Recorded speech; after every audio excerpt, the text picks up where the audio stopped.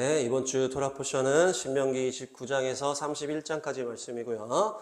핵심 단어는 두 개입니다. 핵심 단어는 두 개입니다. 닛자빔과 바이엘렉입니다. 자, 따라합니다. 닛자빔, 바이엘렉.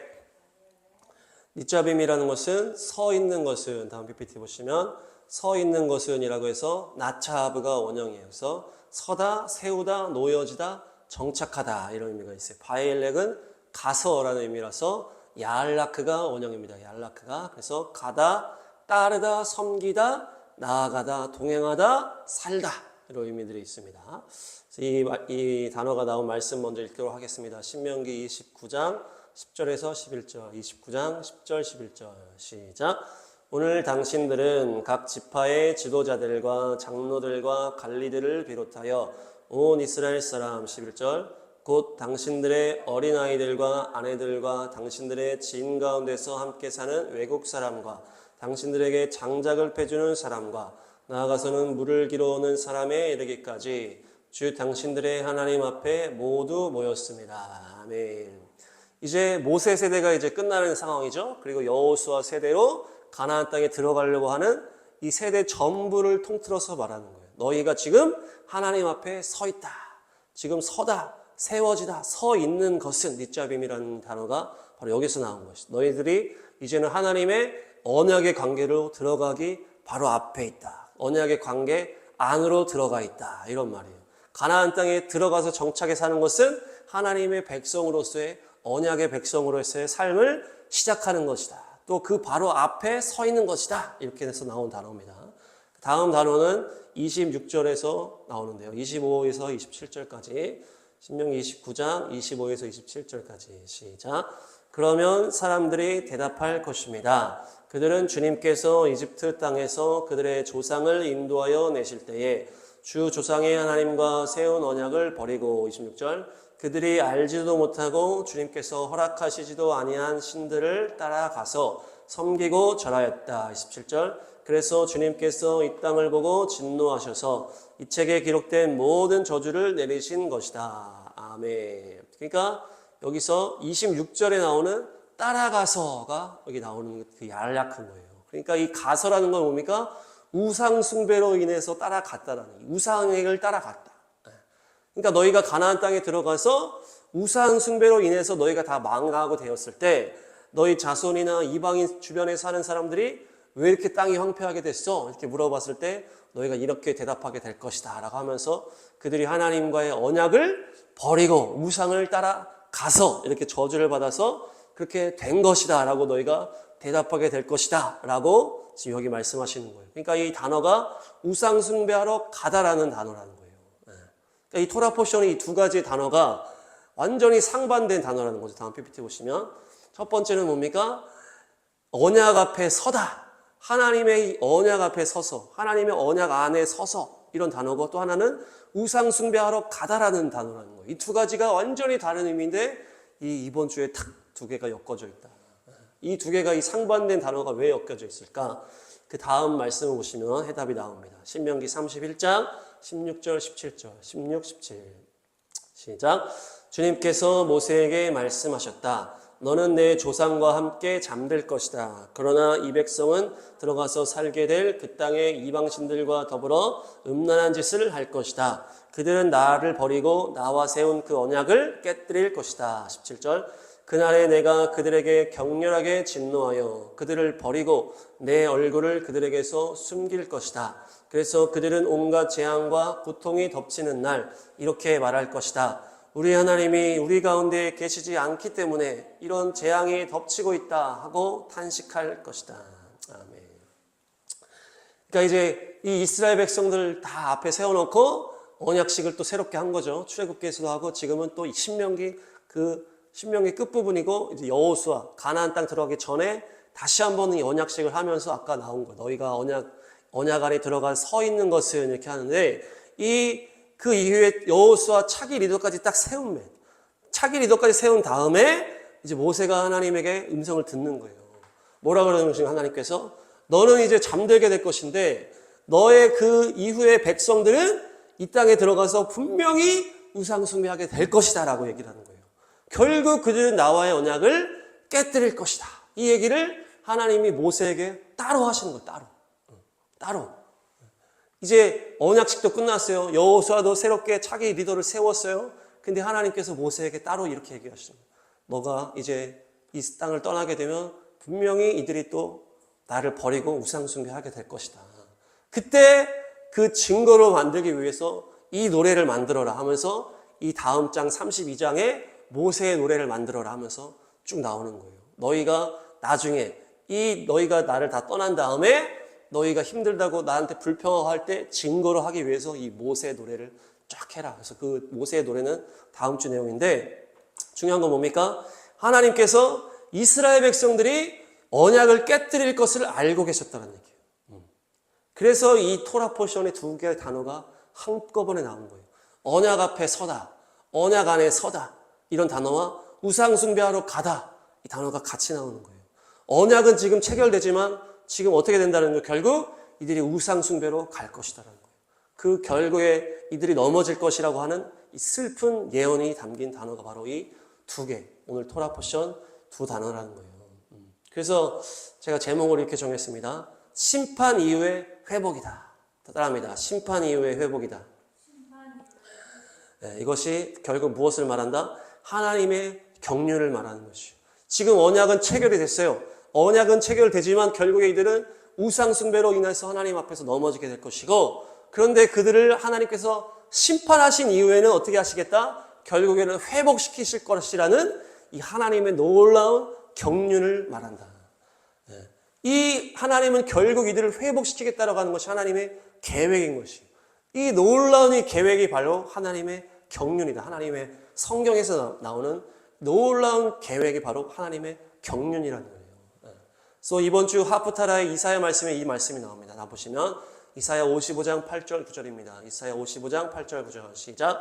나의 생각은 너희의 생각과 다르며 나의 길은 나의 길과 다르다. 주님께서 하신 말씀이다. 하늘이 땅보다 높듯이 나의 길은 너희의 길보다 높으며 나의 생각은 너희의 생각보다 높다. 나의 생각은 너의 생각보다 높아. 나의 길은 너희의 길보다 높아. 하늘이 땅보다 높은 것 같이 그만큼 높아. 너희의 길과 나의 길은 이렇게 달라. 너희의 생각과 나의 생각이 이렇게 다르다는 거예요. 그러니까 하나님의 이 경륜은 어떤 거예요? 인간이 생각할 수 없는 수준이 바로 경륜이에요. 이 계획이라는 거는 이제 우리 눈에 보이는 계획이라고 하잖아요. 그것을 인간이 볼 수가 있는 이제 눈에 앞에 이렇게 내가 계산할 수 있고 생각할 수 있는 수준의 이것이 계획이라고 했을 때, 하나님의 경륜이라는 것은 인간이 생각할 수 없고 상상할 수도 없는 것이 바로 하나님의 경륜이라는 거예요. 하나님은 이 세상과 우리의 삶을 그렇게 이끌고 계시다는 거예요. 그렇게 경륜 가운데 이끌고 계시다는 거예요. 나의 생각은 너의 생각과 달라. 나의 계획은 너의 계획과 달라. 이렇게 얘기를 하시면서 하나님의 이 경륜을 이제 보여주시는 말씀이라는 거예요. 이 토라 포션의 말씀이. 그래서 하나님의 경륜이 우리 안에 있는 줄 믿습니다.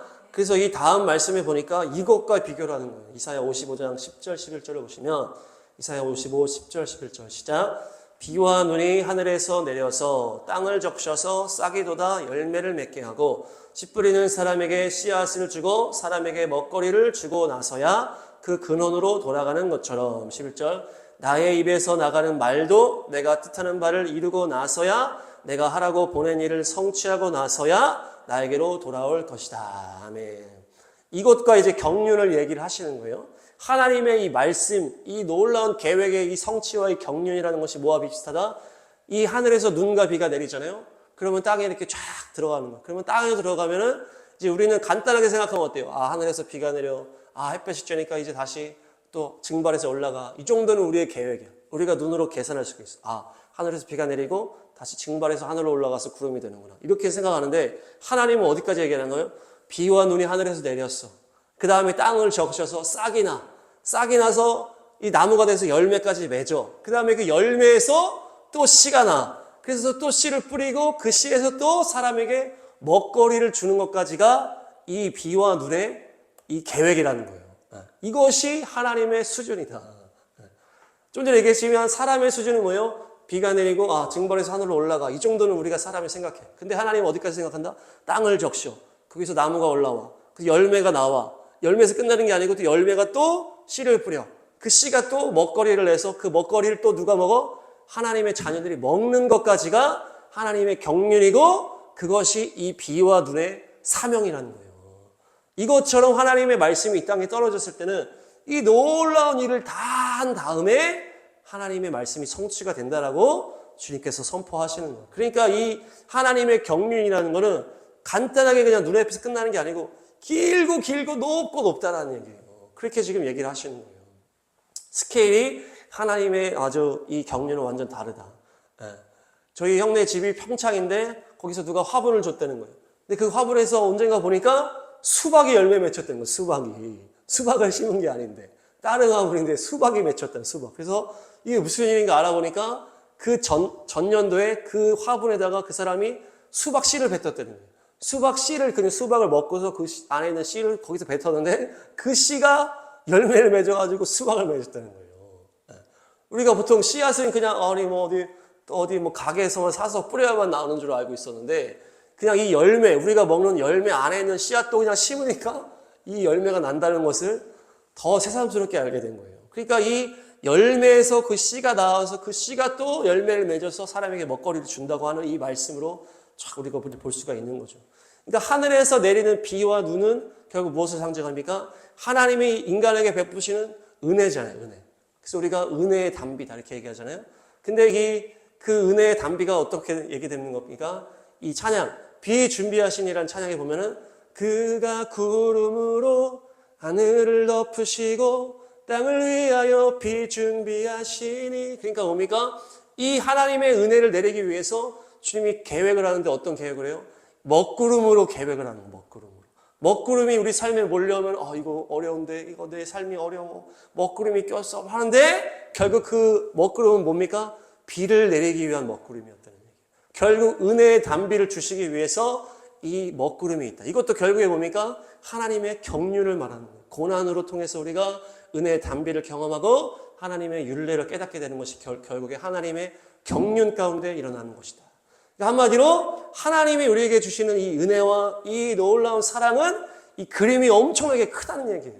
그 계획과 그 경륜이 우리 생각과는 다르다는 거예요. 주님께서 은혜를 베푸시는데 어디까지 생각하신다 지금 말씀에? 이들이 은혜를 저버릴 것까지 생각을 해. 그 다음에 심판을 해. 그 다음에 그 후일에 다시 그들을 회복시키겠다고 하는 것까지 주님의 계획에 다 포함되어 있다. 이것이 바로 하나님의 놀라운 경륜이다. 그래서 뭐가 완성이 됩니까? 요나서가 완성이 됩니다. 요나서는 뭡니까? 하나님이 요나에게 명령을 했는데 요나가 불순종해서 저기로 도망가는 거예요. 반대로 도망가 버렸어. 그런데 이 모든 것이 주님의 그림에 있었다는 얘기예요. 이 요나가 도망가면서 어떡합니까? 배를 타고 막 도망가는 거 몰래. 하나님 다 보고 있는데 놀래 도망가니까 하나님이 풍랑을 막 일으키니까 풍랑이 막 해서 막 배가 막 다 죽을 것처럼 생기니까 다 짐을 버리고 했지만 요나는 그 속에서 모르고 그냥 자고 있었어. 나와서 보니까 사람들이 당신 뭐 하는 거냐 지금 난리 났다. 당신이 믿는 하나님한테 기도를 해라. 막 이렇게 하니까 나를 지금 던져라. 지금 내가 하나님 앞에 불순종해가지고 하나님이 저기 가서 선포하라고 그래. 심판을 선포하라고 그래. 내가 거기 안 가고 가기 싫어서 도망가다가 지금 일이 일어난 거다.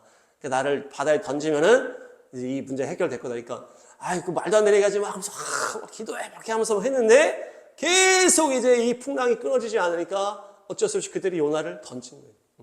근데 요나를 던지는 순간 풍랑이 확 잠잠해지는 거예요. 그들이 얼마나 놀랐겠어요.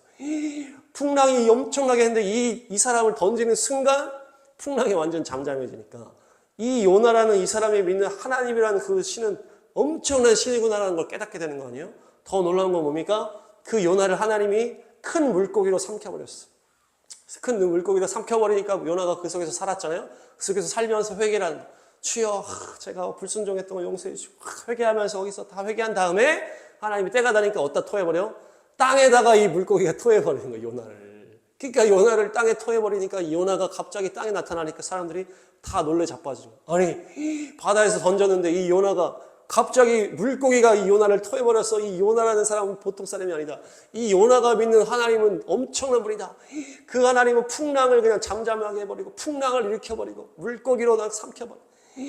그렇게 했기 때문에 요나가 이후에 하나님 말씀 따라서 니느웨에 가서 니느웨에서 말씀을 선포하고 니느웨가 무너질 거라고 했을 때 사람들이 다 벌벌 떨면서 회개했다는 얘기예요.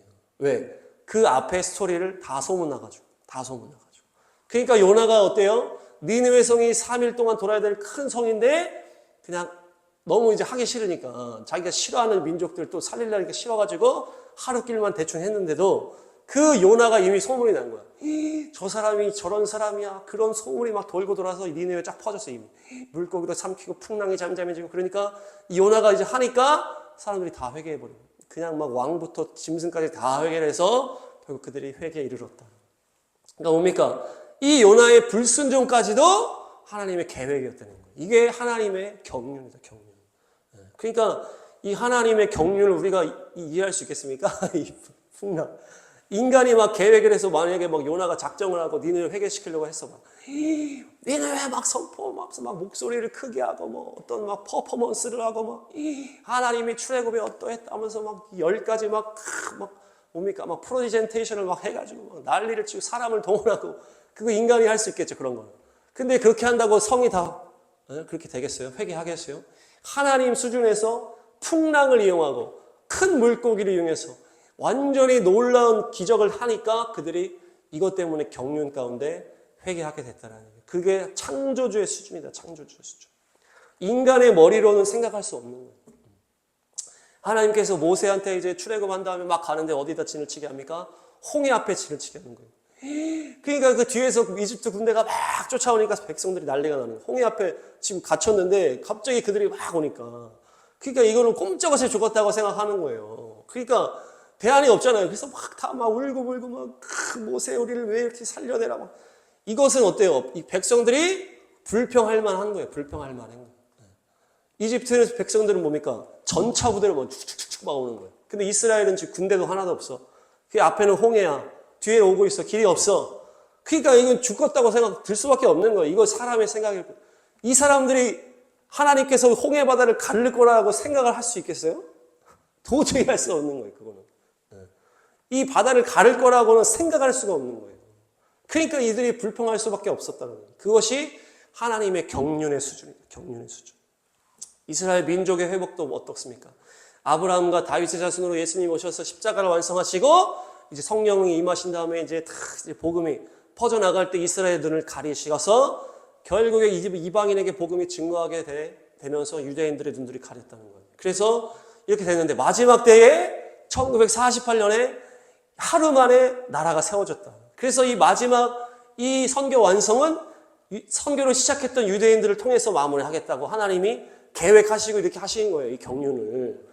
이것이 인간이 이해할 수 있겠습니까?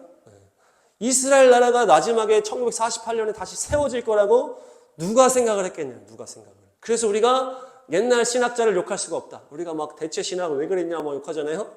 근데 그들을 욕할 수가 없는 거예요. 그 옛날 신학자들은 어때요? 유대인들이 완전히 박살이 나고 막 예루살렘 다 불타고 완전히 다 죽은 다음에 다 뿔뿔이 흩어졌어요. 아무도 모여있지 않고 다 뿔뿔이 흩어졌다. 그런데 500년이 지나고 1000년이 지나고 1500년이 지나고 아무 일 없어. 다 흩어져 있어. 그런데 나라가 세워질 거라고 누가 생각하겠냐고. 그러니까 뭡니까? 이스라엘은 그냥 버려진 거야.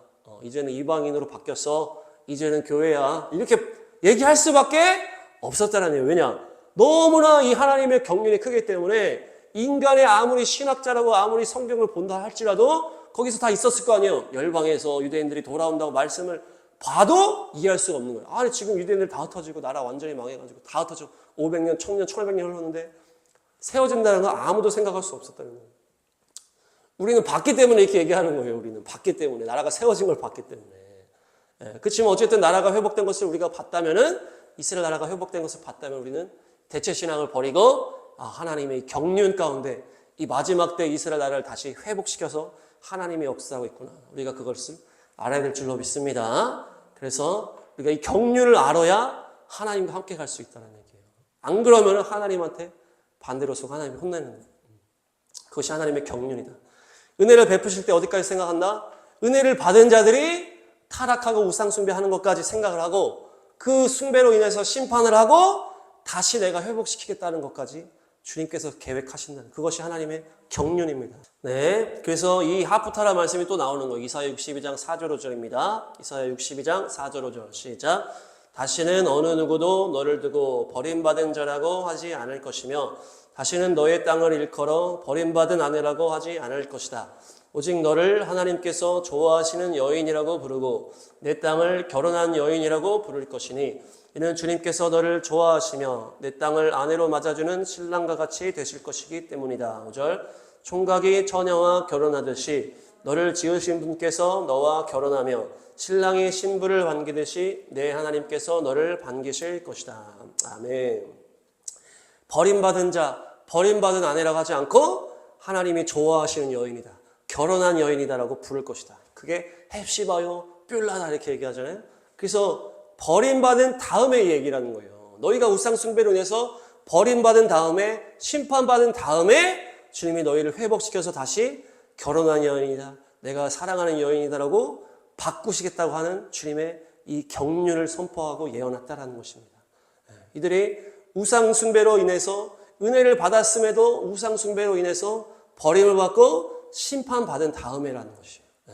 그렇지만 하나님은 놀라운 경륜 가운데 결국 회복시키시는 분이신 줄로 믿습니다. 결국 우리에게 사랑을 다시 주시는 분이신 줄로 믿습니다. 우리를 결혼한 나의 아내라고 신부라고 부르시는 분이 바로 우리의 인자하고 자비하신 우리 주님이십니다. 창세기에서 계시록을 요약하면 결국 이 얘기인 거예요. 놀라운 하나님의 경륜인 거예요. 사랑받은 존재가 배신하고 우상 숭배해. 그들이 또 심판받아. 그러나 다시 하나님께서 그들을 회복시켜서 아내로 삼는 일이 바로 이 성경의 전체 줄거리다. 이스라엘의 민족도 마찬가지고 모든 인류도 마찬가지라는 거예요.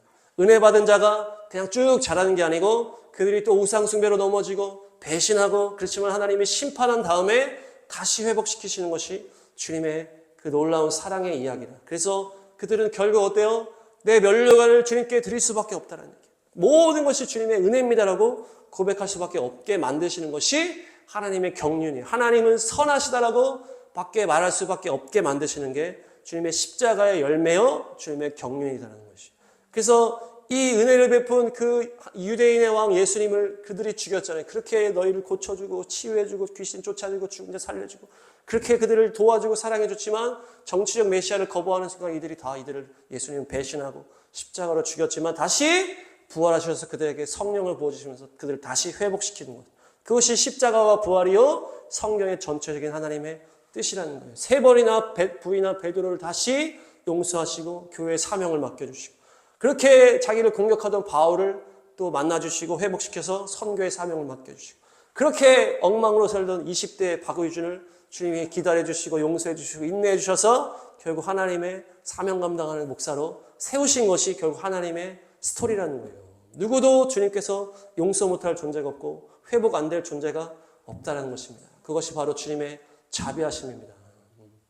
창세기에 나오는 아담과 하와, 그 계시록에서 어린 양의 신부, 무엇이 차이입니까? 아담과 하와는 은혜를 아직 모릅니다. 은혜를 모릅니다. 어린아이의 신앙이에요. 그 은혜 받은 적도 없고 그런 경험이 없기 때문에 그냥 아무것도 모르고 이렇게 있으니까 뱀에게 넘어가 버린 거예요. 그러나 이 놀라운 하나님의 경륜 가운데 십자가를 통과한 이 어린 양의 신부들은 뭡니까? 은혜를 아는 신부라는 거예요. 은혜를 아는 신부. 주님의 뜻이 여기에 있는 거예요. 선악과를 만든 이유가 뭐냐? 사람들이 다 욕하잖아요. 왜 하나님이 선악과를 만들어가지고 마귀를 가지고 와서 이렇게 은혜를 아는 신부를 만들기 위해서 하나님이 그 선악과를 두셨다는 거예요. 신랑을 목숨처럼 더 사랑하고 목숨보다 더 사랑하는 신부를 만들기 위해서 자기 잘난 맛에 신부하는 그 에스더에 나오는 그 와스디가 아니고 정말 은혜를 입고 주님의 사랑을 받은 겸손한 에스더를 만드는 것이 하나님의 뜻이라는 거예요. 사랑과 은혜를 아는 자를 만드는 것이 하나님의 이 구원과 창조의 목적이라는 것입니다. 그래야 그 사랑과 긍휼을 가지고 또 누군가를 사랑하고 섬길 수 있는 거 아닙니까? 그래서 우리가 주님의 사랑을 알아야 끝까지 변질되지 않고 끝까지 사랑할 수 있는 것이. 그래서 아가서가 마지막 때와 연결되는 것이 점점 어두워지는 마지막 때에 사랑을 알아야 돼요. 그냥 감정적인 사랑이 아니고 은혜 받고 용서받고 정말 주님의 은혜를 깨달은 그 사랑. 그 사랑을 알아야 우리가 주님 앞에서 내가 어떻게 주님 앞에 배신할 수 있냐. 이렇게 끝까지 그것을 이길 수 있다는 얘기예요. 우리가 은혜를 받았다는 건 뭡니까? 교회를 다니지만 하나님을 제대로 만나기 전에는 은혜를 받은 게 아니잖아요. 우리가 하나님 만나고 나서 또 죄악 가운데 우상 숭배 계속 넘어지면서 내가 죄지면서 그러다가 주님의 용서함을 계속 받고 심판도 받고 그러면서 우리가 회복되어서 주님 앞에 나를 기다리시고 나를 사랑하시고 끝까지 나를 용서하시는 분, 주님 앞에 내가 정말 잘난 거 하나도 없구나, 주님 나를 받으시고 이렇게 되는 거예요. 그래서 이사야도 용서받은 다음에 이 부정한 입술을, 이 더러운 내 입술을 주님에게 합니다. 용서받은 다음에 주여 내가 여기 있습니다, 헌신한 거예요. 용서받았을 때는 그 은혜 때문에 우리가 주님 앞에 헌신할 수밖에 없다는 것입니다. 그것이 바로 하나님의 경륜입니다. 제가 하나님 만나고 사명받은 것도 이 하나님의 경륜 안에 있었어요. 제가 막 노래 좋아하고 막 앞에 나서는 거 좋아하니까 하나님이 컨티넨탈 싱어즈라고 그 영세교회에서 만나게 하셔가지고 가고 싶어 하다가 간 거예요. 내가 주님 만나고 싶어 해서 간 게 아니에요. 그러니까 거기 가서 사역하다가 주님 만나게 된 거예요. 주님의 그 경륜 가운데. 주님이 나를 제일 잘 아시기 때문에.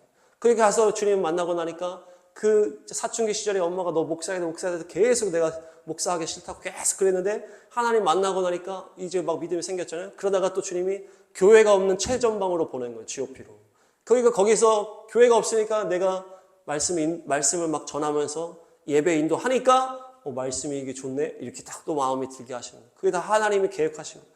그렇게 옛날에 할 때 하기 싫었는데 하나님 만나고 거기 군대 가가지고 말씀을 전하다 보니까 말씀이 좋아지고 그러다가 제대한 곳 나서 부흥의 강사로 하나님이 또 초빙하시고 그래서 나에게 딱 맞는 그 부흥의 강사님 오셔가지고 말씀 전하는 걸 딱 보니까 야 목사님도 저렇게 멋있구나, 나도 목사님 하고 싶다, 이 마음이 탁 생기면서 주여 응답해 주소서 하면서 내가 또 좋아하는 축구 대회를 통해서 주님이 딱 응답을 딱 해주시면서 딱 내가 목사로 헌신하게 주님이 다 계획하셨다는 얘기예요. 내가 막 하려고 막 계획한 게 아니고 주님이 이 나를 제일 잘 아시기 때문에 내가 생각할 수 없는 그 한 단계 한 단계 컨티넨탈, 또 군대, 또 부흥회, 또 축구 다 연결해서 주님이 나에게 이렇게 이끌어 주셨다. 그것이 인간으로서는 생각할 수 없는 하나님의 경륜이다.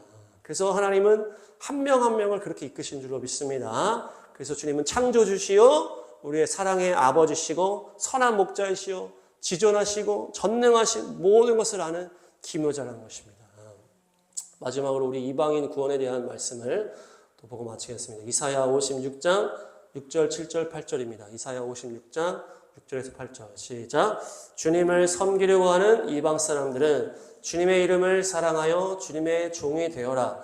안식일을 지켜 더럽히지 않고 나의 언약을 철저히 지키는 이방 사람들은 7절 내가 그들을 나의 거룩한 산으로 인도하여 기도하는 내 집에서 기쁨을 누리게 하겠다. 또한 그들이 내 제단 위에 바친 번제물과 희생제물들을 내가 기꺼이 받을 것이니 나의 집은 만민이 모여 기도하는 집이라고 불릴 것이다. 8절 쫓겨난 이스라엘 사람을 모으시는 주 하나님께서 말씀하신다. 내가 이미 나에게로 모아드린 사람들 외에 또 더 모아드리겠다. 아멘. 여기서 말씀이 나온 거예요. 내 집은 만민이 기도하는 집이라 불리게 될 것이다. 이 하나님을 섬기고자 하고 하나님의 말씀을 듣고자 하는 이방인들아, 너희들을 내가 품어줄 것인데 너희들은 이제 만민의 기도하는 집으로 내가 세울 것이다. 열방이 나를 예배하게 될 것이다. 이것을 지금 예언하는 거예요. 지금 이사야 때이기 때문에 유대인의 때잖아요. 예수님도 오시기도 전이고. 근데 이 예언을 지금 선포하시는 거예요. 그리고 결국에는 이루시는 거예요. 그러니까 이 결국에 예수님의 십자가 이후에 이제 놀라운 이제 일들이 일어나는데 이 유대인들이 얼마나 이거를 생각할 수 없었냐. 지금 우리가 이제 마지막 때니까 이제 이방인의 때가 끝나고 이런 것만 생각했는데 유대인의 때에는 이방인이 구원받는 건 아무도 생각 못했다니까. 근데 오죽했으면 베드로도 그 성령 받고 예수님의 그 복음 전하라는 얘기 들은 베드로마저도 이방인이 구원받는 거에 대해서 이해하지 못했다는 거예요. 그래서 막 환상을 3번이나 보고 그러면서도 가가지고 이렇게 하는데 성령이 임하니까 이해할 수 없을 정도로 그렇게 하나님의 유대인 안에서 하나님의 역사를 이루셨는데 지금 이 중간에 이사야를 통해서 선포하시는 거예요. 결국에 이스라엘이 불순종으로 흩어지게 됐을 때 나는 나에게 모아드린 사람들보다 내가 또 더 모아드릴 것이다. 선포하시는 거예요. 지금 모아드린 이스라엘 더 넘어서 열방을 내가 모아드릴 것이다. 결국에는 모든 열방 가운데 내 이름, 내 복음을 전할 것인데 내 집은 만민이 기도하는 집이 될 것이다. 이렇게 선포하시는 거예요. 그래서 예수님도 예루살렘 성전 뒤집어 엎으면서 만민이 기도하는 집이라고 선포하셨고 또 우리 교회도 교회를 세우면서 만민이 기도하는 집이라고 우리가 간판에도 박아놓고 말씀과 기도의 집으로 딱 선포한 거 아닙니까? 그래서 우리가 또 열방을 향해서 계속 기도하는 줄로 믿습니다. 화요일부터 또 달려가게 될 텐데 이 하나님의 집이 열방을 덮고 있다. 하나님의 이 복음이 열방을 덮은 것이 결국에 이 유대인의 때에 하나님의 경륜으로 이사야에게 선포하게 하셨다는 것이죠. 그 당시에도 하나님을 찾는 이방인들을 다 받아주셨어요. 그리고 그때 선포하신 것. 결국에는 이방인들 가운데 내 이름이 만방에 가득 찰 것이다. 그것이 하나님의 경륜이라는 것입니다. 십자가와 부활로 성령 강림으로 오순절에 또 각종 방언이 터짐으로 그 열방 가운데로 흩어지겠다고 하는 주님의 놀라운 역사가 새 방언으로 열려졌다. 그래서 지금은 전체 모든 열방이 예수와 이름을 찬양하는 줄로 믿습니다. 네, 그래서 특별히 또 마지막 때에 이런 막 어려움이 있고 막 교회가 막 배도하고 뭐 그런 환란이 있고 이 모든 것은 결국 하나님의 경륜이라는 거예요. 경륜. 마지막 때 이 모든 것들도 하나님의 경륜이라는 것입니다. 그래서 우리가 두려울 필요가 없다라는 것이 하나님의 놀라운 계획 안에 다 있는 것이 하나님의 놀라운 계획이 우리를 끝까지 이끄신 줄로 믿습니다. 주님은 선한 목자이심을 우리가 믿을 때에 그 경륜을 믿을 때에 하나님의 놀라운 계획을 믿을 때 우리 눈앞에 어떤 어려움이나 눈앞에 마음에 들지 않고 내 상황이 어려울 때도 주님을 신뢰할 수 있는 것입니다. 그래서 우리가 걱정, 근심 없고 두려움 없고 주님만을 신뢰하고 갈 수가 있는 것입니다. 어떤 상황에 어려움이 오고 배도가 오고 적그리스도 때가 와도 다 주님의 계획 안에 있는 거예요. 그게 다 예언되어 있는 대로 가는 거잖아요. 그러니까 우리가 주님만 붙들고 가면은 기쁨으로 승리하게 될 줄로 믿습니다. 그래서 우리가 주님의 그 경륜 앞에서 또한 어떻게 돼요? 우리가 겸손해야 되는 것이죠. 특별히 주님의 은혜밖에 없다. 내가 한 것이 아니고 정말 주님의 그 은혜밖에 없다고 우리가 고백하게 만드는 것이 주님의 뜻이라는 것입니다. 결국 죄 짓고 심판하고 회복시키는 게 주님의 뜻이고 그래서 주님의 긍휼을 아는 신부를 만들어 가시는 것이 주님의 뜻인 줄로 믿습니다. 그래서 우리가 끝까지 거룩하게 주님 앞에 겸손하게 주님의 긍휼을 깨닫는 귀한 신부로 완성되어 가시기를 축복합니다. 할렐루야.